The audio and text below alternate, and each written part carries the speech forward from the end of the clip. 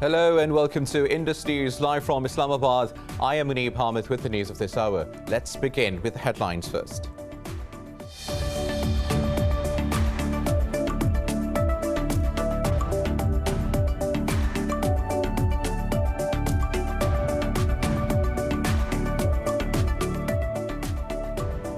New Zealand's Prime Minister Jacinda Ardern has apologised on behalf of the government after an inquiry into the Christchurch massacre has found a series of failures ahead of the attack. However, the report concluded the tragedy was unpreventable. The inquiry was launched after white supremacist Renton Tarrant killed 51 people at 2 mosques in March 2019.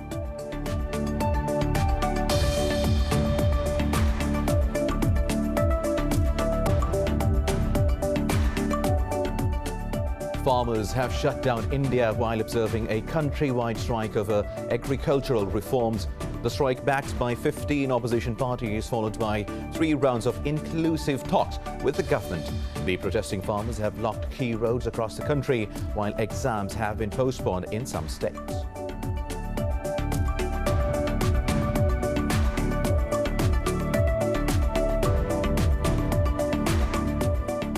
In the US state of Georgia, top election officials have confirmed President-elect Joe Biden's win. Governor Brian Kemp pledged the state's 16 presidential electors to Biden.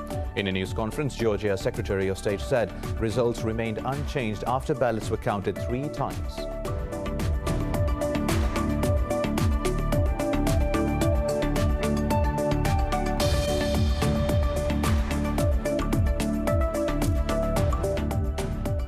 A US study says the number of Afghan civilians killed in airstrikes by the US and its allies has risen to 330% since 2017.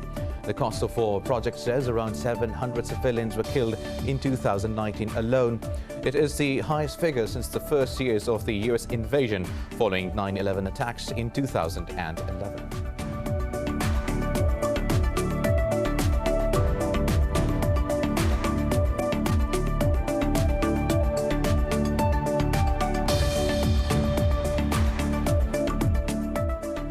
The COVID-19 death toll in the United States has exceeded 283,000, while the country's infection tally is approaching 15 million.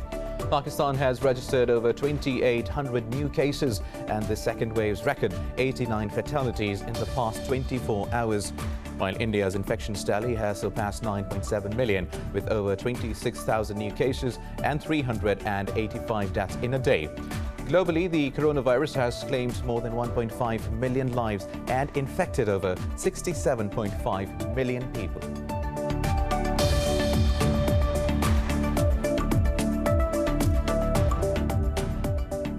And in cricket, New Zealand public health officials have cleared the Pakistani squad to leave the managed isolation facility. In a statement, the health ministry said the players posed a very low risk to the community. The squad is scheduled to fly to Queenstown later today ahead of 3 T20 match series starting on December 18.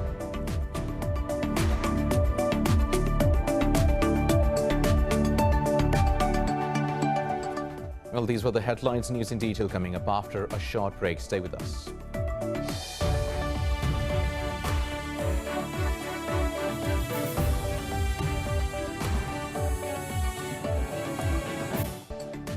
Welcome back. Now let's have the news in detail. We'll start from the farmers who have shut down India while observing a countrywide strike over agricultural reforms. The strike, backed by 15 opposition parties, followed 3 rounds of inconclusive talks with the government. The protesting farmers have blocked key roads across the country, while exams have been postponed in some states. Earlier, thousands of farmers laid siege to Delhi for the past 12 days, choking almost all the entry points. Now, this comes after New Delhi passed laws ending the government's mandatory procurement of agricultural produce on fixed price. Farmers say Prime Minister Narendra Modi's reforms expose them to exploitation by private corporations. Now, New Zealand's Prime Minister Jacinda Ardern has apologised on behalf of the government after an inquiry into the Christchurch massacre has found a series of failures ahead of the attack. However, the report concluded the tragedy was unpreventable. More in this report. New Zealand has released an almost 800-page report into the March 2019 killing of 51 Muslim worshippers at 2 mosques in the city of Christchurch. It concluded that the authorities could not have been alerted of an imminent attack. However, the inquiry found a series of failures ahead of the 2019 attack. It found that the white supremacist Brenton Tarrant had been able to accumulate a massive trove of weapons, with authorities failing to enforce proper checks on firearms licenses. Prime Minister Jacinda Ardern said the report identified many lessons to be learned and significant areas that require change. The report specifically notes that before 2018, the concentration of resources was not based on an informed assessment of the threats of terrorism associated with other ideologies.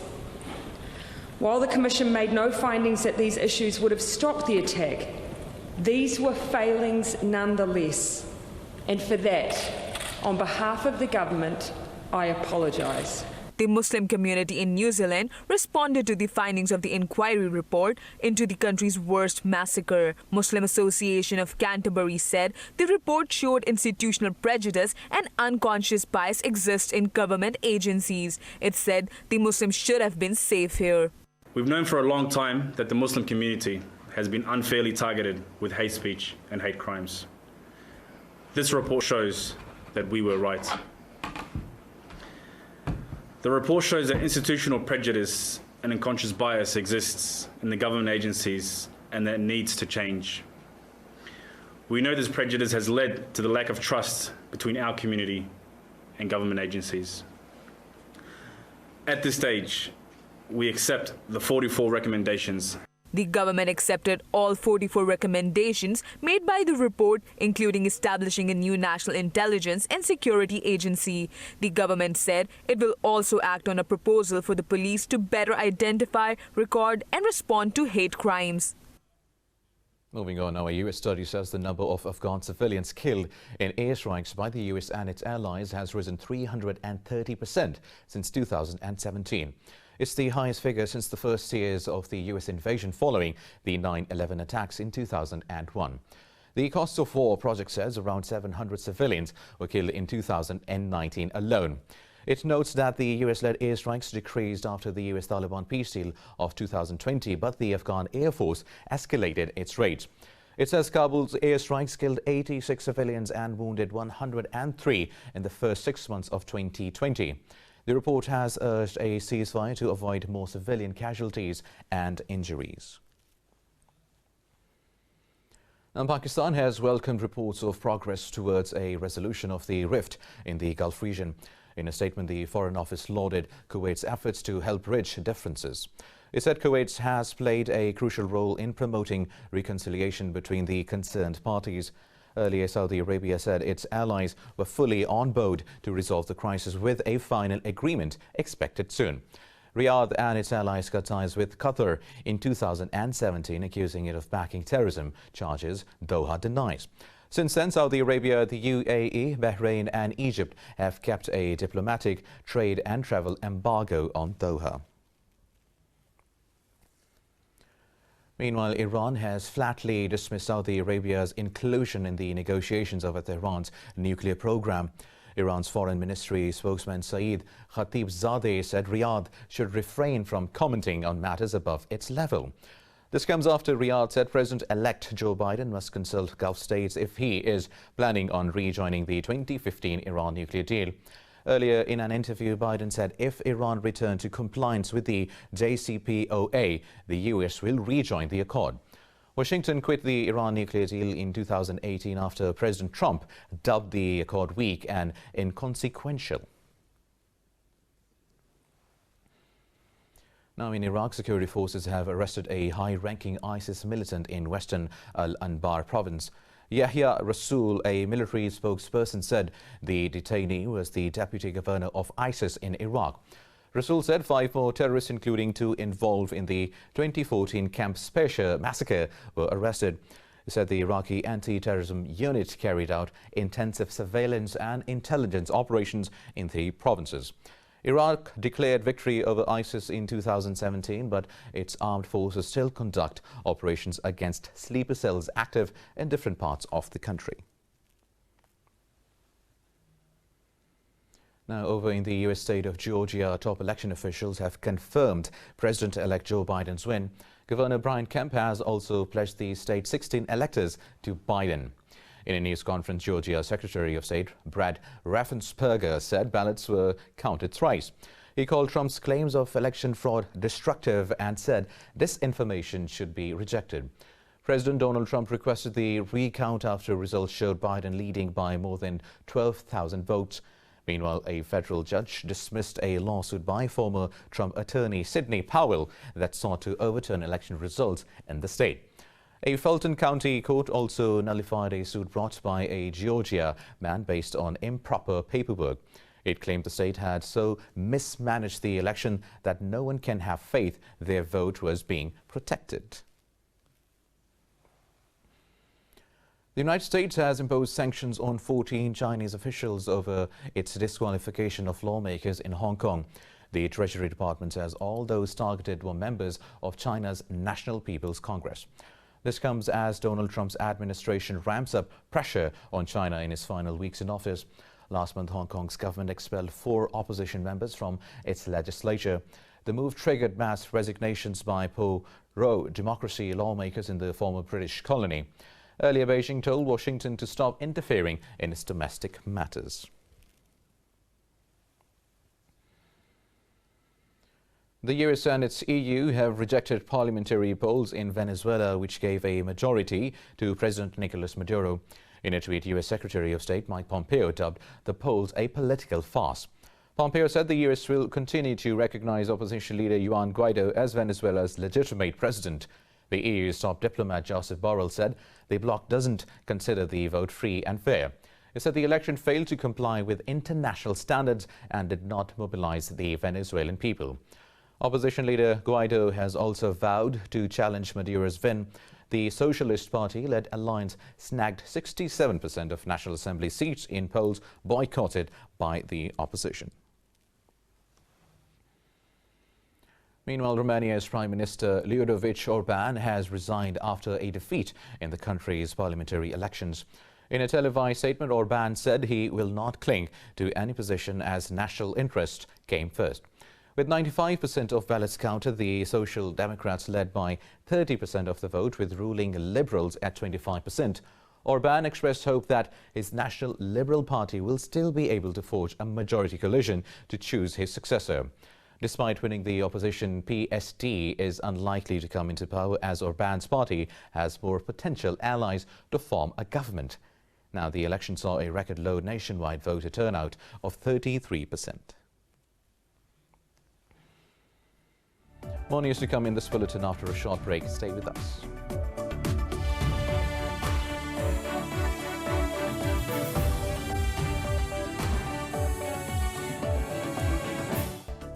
Welcome back. Now moving on with the news stories. The death toll from COVID-19 in the US has crossed 283,000, with the tally of infections approaching 15 million. India's infections tally has surpassed 9.7 million, with over 26,000 new cases and 385 deaths in a day. Globally, the virus has claimed more than 1.5 million lives and infected 67 million people. More on coronavirus in this report. In the backdrop of skyrocketing COVID-19 cases and deaths, an early and effective vaccine rollout remains the only ray of hope. In Latin America, the worst-hit country, Brazil, has vowed to provide free vaccines to all people. With more than 15,000 deaths in the past week, U.S. officials warned that January will be much worse. The World Health Organization has sounded alarm at the failing healthcare systems in the world's top economy. The US is accounting for a third of all world cases at the moment over the last number of weeks. The epidemic in the US is punishing.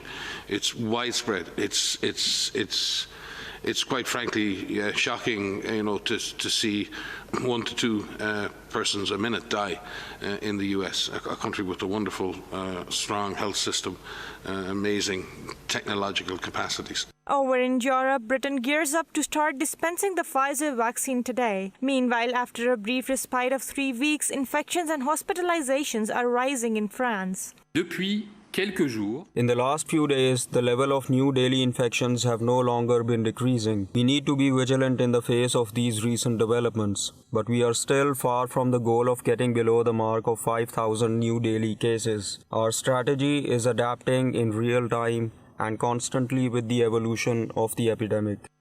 As South Korea battles a fresh wave of the virus, the government has signed deals to provide vaccines for 44 million people. Hong Kong will ban evening dining at restaurants and close fitness centers as part of measures aimed at stemming the fourth wave of infections.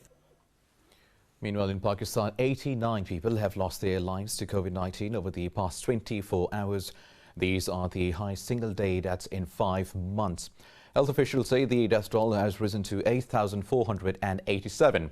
Meanwhile, 2,885 people tested positive for the virus overnight. Officials say there are more than 44,000 active COVID-19 cases in the country.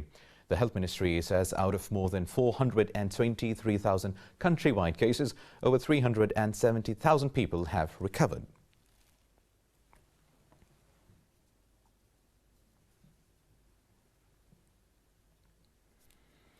Now, Pakistan says the China-Pakistan Economic Corridor is a transformational project which is vital for national development.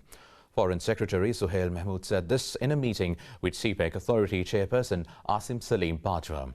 He said energy and infrastructure projects have created thousands of jobs and boosted industrial growth. For his part, the CPEC Authority Chairperson said he is committed to ensuring that projects are completed on time. He reaffirmed that Pakistan will welcome the relocation of industry from China along with investments. Meanwhile, Prince Harry is suing the publishers of a British newspaper for libel, joining his wife Meghan Markle. She is separately prosecuting them over misuse of private information, breach of copyright and data protection. According to British media, Harry's lawyers filed the lawsuit over a mail on Sunday's article published in October. The article said the prince lost touch with the Royal Marines after stepping down from royal duties in March. Harry had to give up his honorary military titles as part of an agreement with the Queen and other senior royals. Meghan's lawsuit against the Mail on Sunday is about articles published in 2019. They included parts of a handwritten letter she sent to her estranged father, Thomas Markle, in 2018. Now, 2020 is coming to an end and Twitter has put out its recap for the year. It highlights the tweets and topics that dominated the platform. The final tweet on Chadwick Boseman's Twitter account announcing the Black Panther star's death at 43 was the most retweeted post on the platform of the year and the most liked of all time. After Boseman, Kobe Bryant was the number 2 most tweeted about celebrity in the United States following the NBA star's death in a plane crash in January. The next most liked tweet of the year was Barack Obama's remembrance of Kobe Bryant. While United States President Donald Trump, himself a prolific Twitter user, was the person most tweeted about in 2020. He was followed by his Democratic opponent and winner in the November election, Joe Biden. K-pop group BTS were the number 1 most tweeted about musicians in the United States for a 4th straight year. After COVID-19, the second most tweeted hashtag of the year was Black Lives Matter, following the death of George Floyd in May while in the custody of Minneapolis police. Now, 2 minuscule pygmy possums have been found on Australia's Kangaroo Island. The tiny creatures have been documented for the first time since wild bushfires destroyed their habitats last year. The 2 possums perched on human fingers were found after 20 fauna sites were surveyed. The little pygmy possums weigh 7 grams and has been called the world's smallest possum. Marmosets are some of the smallest monkey species in the world. The animals were reported to be discovered nearly 1 year on from last summer's deadly bushfires. Prime Minister Scott Morrison dubbed the fires Australia's Black Summer, which killed 33 people and razed over 24 million hectares in the country. Now, a magical monolith has been spotted on the Isle of Wight beach in England. The recent discovery has sparked speculations that the object may be related to mysterious metal structures seen around the world. A series of photographs posted on social media show the monolith standing on the beach. The photographer described the metal structure as magical. Since mid-November, various shiny metals monoliths have suddenly appeared and then vanished in the strangest locations, from Utah desert to a Romanian mountainside. After a series of these uncanny appearances, the monoliths have generated international excitement. The largest Christmas tree in the world has been lit up in Italy's medieval town of Gubbio. In a tradition dating back 40 years, the entire slope of Mount Ignino is lit up with light in the shape of a tree. Details in this report.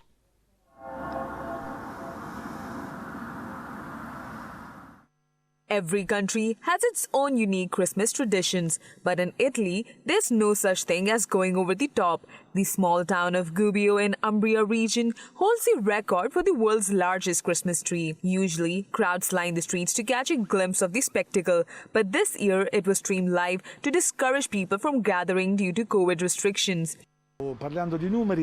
Speaking of numbers, there are around 300 neon lights that mark the perimeter of the tree, and there are over 400 colored lights inside the tree. The star you see at the top of the mountain until last year was illuminated with neon tubes, but this year we used 142 meters of white LED strips and 142 meters of blue LED strips. The tree has a height of 750 meters and a base of about 450 meters, the equivalent of 30 football fields. About 1,300 hours of work were required to build the tree, but for Gubbio, it is more than a decoration. For us inhabitants of Gubbio, the tree represents a friend, a big brother who is turned on every year on 7th December. We all work on the mountain from September to December, trying to bring this light to Gubbio and honor the patron saint of the city, Saint Ubaldo. The tradition began in 1981, and this year the organizers hope it will bring some hope and light at the end of a difficult year.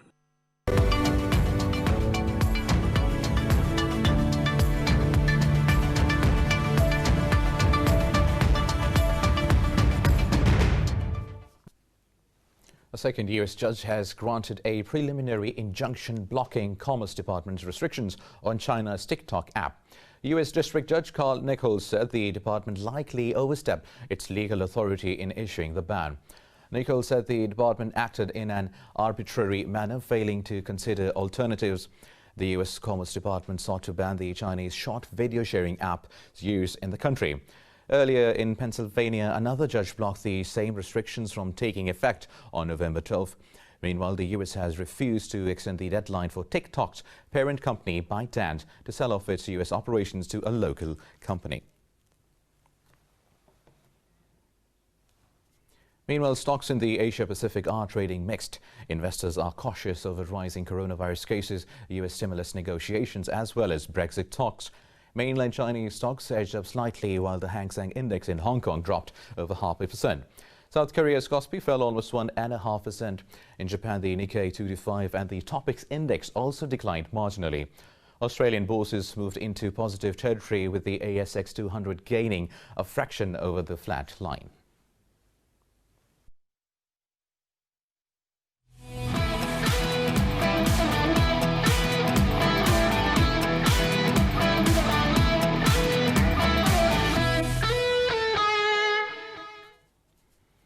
Now in cricket, New Zealand public health officials have cleared the Pakistani squad to leave the managed isolation facility. In a statement, the health ministry said the players pose a very low risk to the community. New Zealand cricket said the squad had been tested for COVID-19 5 times since arrival 2 weeks ago. Earlier, the measure was taken after 10 members of the Pakistani team tested positive for the coronavirus. The 53-member squad is scheduled to fly to Queenstown later today ahead of the T20 match series starting on 18th of December. The team will also play a 2-test series starting from the 26th of December. Tiger Woods' induction into the World Golf Hall of Fame has been put on hold. Organisers said they were postponing the 2021 ceremony until the following year due to the COVID-19 pandemic. 11-time LPGA winner Susie Maxwell burning former PGA Tour Commissioner Tim Fincham. And the late Marion Hollins will also be honoured alongside 15-time major winner Tiger Woods. The honorees who were announced earlier this year will be inducted as the Hall of Fame class of 2022. The World Golf Foundation said moving the ceremony back will give a better opportunity to honour this important class. The induction ceremony will take place on March 9th, 2022 during the Players' Championship. Russian as well as some international riders performed stunts on motorcycles and snowmobiles during an extreme sports festival in Moscow. Despite the coronavirus, the annual event took place with measures restricting the number of spectators. Details in this report. Keeping the spirit to live wildly alive, Russia held the annual Extreme Sports Festival in Moscow for the 14th time. At a time when coronavirus pandemic has restricted lives, the festival was held with limited capacity. However, not all overseas riders who usually come to the festival from abroad were able to attend this year due to a travel ban. We all understand this. Despite the really tough restrictions, I would like to say special thanks to the sports department, to all the people involved in this, who despite such difficulties organize events and support sports. Yes, we are facing various difficulties, even with the arrival of the athletes from abroad, so that they can take part in this big festival. Unfortunately, some of them did not manage to do that. I hope this is for a very short period of time.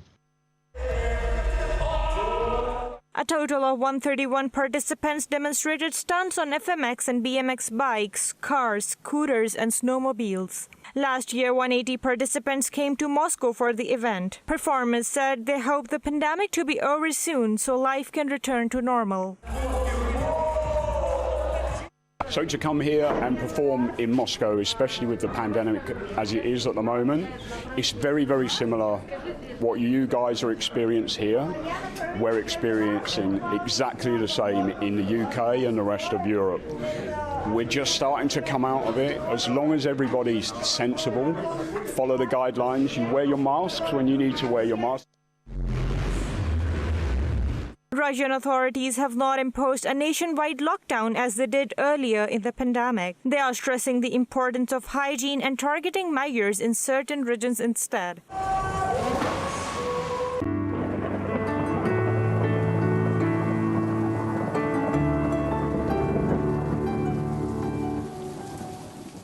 And now let's have a look at the weather updates across the world.